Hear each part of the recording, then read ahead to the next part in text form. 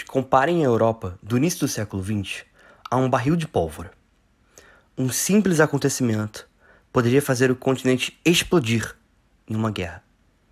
Essa é a história desse pequeno acontecimento: o assassinato de Francisco Ferdinando. Mas afinal, quem era Francisco Ferdinando? Ele era esse cara aqui. O arquiduque Francisco Ferdinando nada mais era do que o herdeiro do trono austro-húngaro.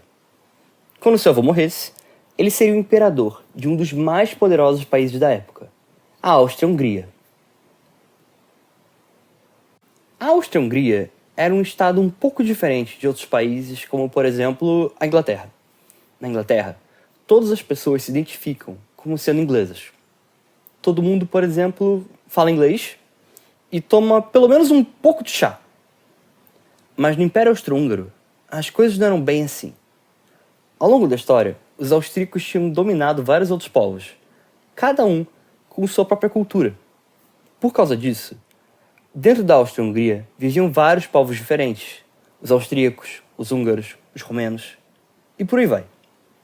Em outras palavras, podemos dizer que a Áustria-Hungria era um estado multinacional. Um dos povos dominados pelo Império Austro-Húngaro eram os sérvios. Os sérvios desejavam se libertar do domínio austro-húngaro para criar um novo país. Eles sonhavam com uma grande Sérvia, ou Iugoslávia, que fosse governada pelos próprios sérvios.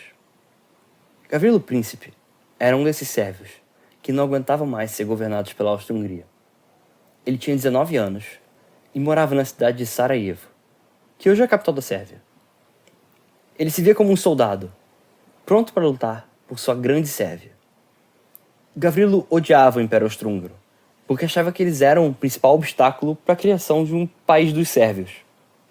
Então, quando descobre que o futuro imperador vai visitar sua cidade, ele decide matá-lo. Mas Gavrilo Príncipe não agia sozinho.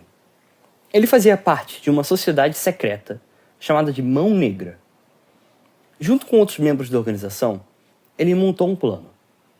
O arquiduque chegaria em Sarajevo de trem e depois ele entraria em um carro com sua mulher. Tudo o que eles precisariam fazer era ficar em uma rua pela qual Francisco Ferdinando ia passar, e quando vissem seu carro, atirariam bombas nele. No fim da manhã, o carro de Francisco Ferdinando chegou à rua na qual estavam Gavrilo e seus companheiros. Um deles, tomado de coragem, atira sua bomba no carro do arquiduque. Entretanto, a bomba bate no carro de Francisco e explode no veículo que vinha logo atrás, deixando várias pessoas feridas. O motorista do duque, então, acelera o carro e impede que os outros conspiradores atirem suas bombas. Gavrilo Príncipe e seus companheiros haviam falhado.